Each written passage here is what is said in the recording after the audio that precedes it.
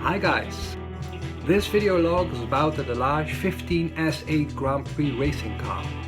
Before in 1947, when the first Formula 1 races were being held, already Grand Prix races were being organized, as early as 1906.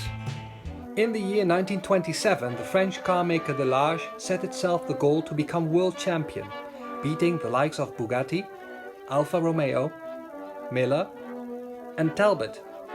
By making great efforts in mechanical design, they succeeded.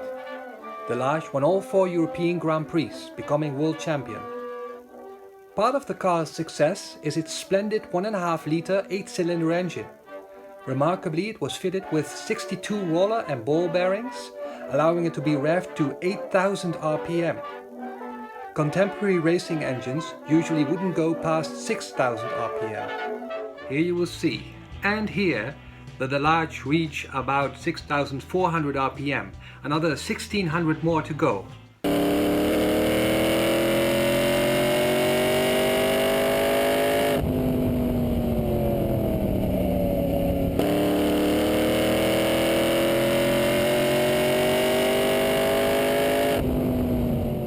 It is this car, the Delage 15S8 type, that I try to replicate as accurately as I can as a 1/8 scale model.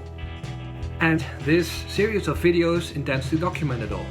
From heading to snowy Paris by train, to flying over to sunny Florida in order to measure the real car, from making a 3D drawing using Fusion 360, using the lathe, using the mill, electroplating, silver soldering, photo etching, engine turning, and several other techniques will be shown.